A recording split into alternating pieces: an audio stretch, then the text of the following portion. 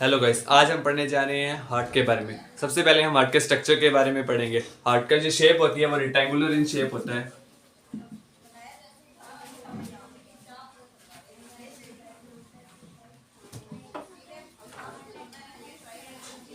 Rectangular in shape होता है जिसका ये लोअर पार्ट कुछ इस तरीके से होता है, वो थोड़ा सा लेफ्ट साइड की तरफ होता है। इसी के लिए कईयों को लगता है कि हार्ट लेफ्ट साइड होता है, पर हार्ट सेंटर में होता है। ये हार्ट दो लंग्स के बीच में होता है, जिसके कारण ये थोड़ा सा इसका नैरो पार्ट होता है वो लेफ्ट साइड होता है। इसी वजह से जो लेफ्ट लंग है वो as compare to right lung के छोटा होता है। हार्ट की बार बार एक इस तरीके से मेम्ब्रेन बनी होती है जिसका नाम होता है पेरिकार्डियल मेम्ब्रेन।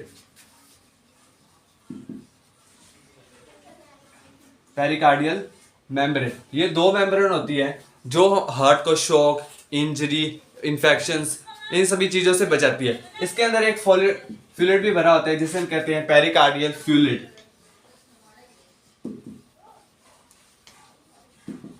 पेरिकार्डियल फ्लूइड, ठीक है। इतना समझ में आ गया आप सभी को। हार्ट के 4 चैम्बर होते हैं। अपर वाले चैम्बर को हम कहते हैं आर्टियम और नीचे वाले चैम्बर को हम कहते हैं वेंट्रिकल्स। अपर चैम्बर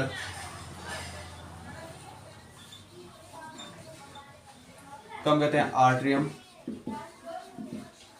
और जो लोअर चैम्बर होते हैं उन्हें हम कहते हैं वेंट्रिकल्स।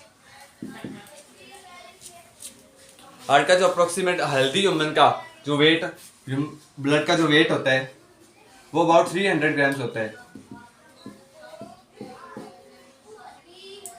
अब मैं आपको हार्ट का डायग्राम बनाकर समझा रहा हूं, उसमें हम पढ़ेंगे।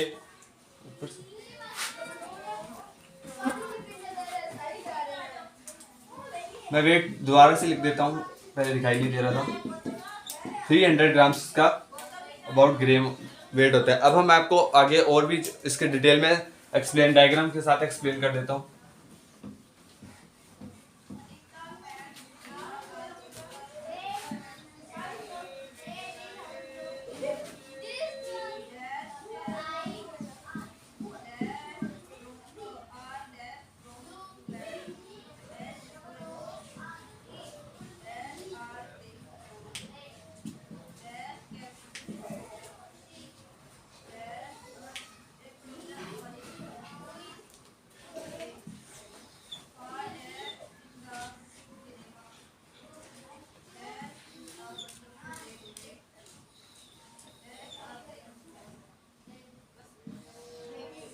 ये हार्ट के 4 चैम्बर होते हैं।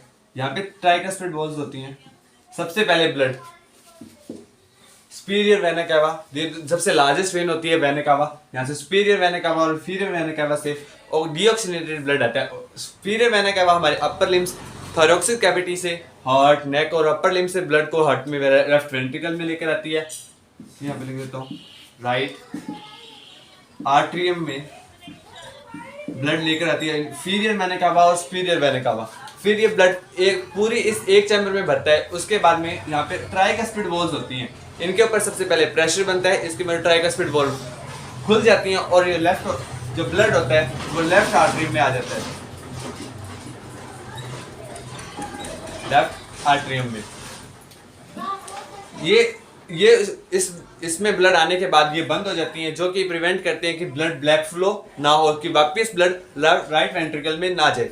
यहाँ से ब्लड लेफ्ट वेंट्रिकल में से पल्मोनरी आर्टरी में ब्लड जाता है। ये है पल्मोनरी आर्टरी। वैसे आर्टरी डीऑक्सीनेटेड ब्लड को ब्लड फ्लो करता है, बट ये एक्सेप्शनल केसेस है, इसमें डीऑक्सीनेटेड ब्लड फ्लो करता है, जो कि ब्लड ऑक्सीजन लंग के पास लेकर जाती है। हमारे पास 2 लंग्स होते हैं, ये 2 आगे जाकर पाइप खुल जाती है, जो ऑक्सीजन पल्मोनरी आर्टरी का ऑक्सीजन लंग्स कर लेकर जाती है, और फिर पल्मोनरी वेन काफी सारी आकर राइट आर्टरियम में खुलती है, राइट वेंट्रिकल में। ये राइट वेंट्रिकल में यहाँ पे भी बाइकस्पिड वॉल्स होती हैं, जिसे माइट्रल वॉल्व भी कह सकते हैं। इसका दूसरा नाम है, ये बेसिकली पूछा जा सकता है। यहाँ से डीऑक्सीनेटेड ब्लड आ गया और यहाँ पे ऑक्सीजनेटेड ब्लड है। अब ब्लड उसी तरह से यहाँ पे भरेगा और फिर इस बाइकस्पिड वॉल्व या माइट्रल वॉल्व पर प्रेशर बनेगा, जिसकी वजह से जो ये वॉल्स हैं वो ओपन हो जाएंगे और ये ब्लड आ जाएगा लेफ्ट वेंट्रिकल में। ये ब्लड लेफ्ट वेंट्रिकल में आकर सबसे बड़ी आर्टरी, जो हमारी मेन आर्टरी होती है, वो यहाँ पर होती है। ये अयोटा में, अयोटा, इसका नाम अयोटा होता है। ये अयोटा पूरी बॉडी पार्ट में से ब्लड को सप्लाई कर देती है। Thank you.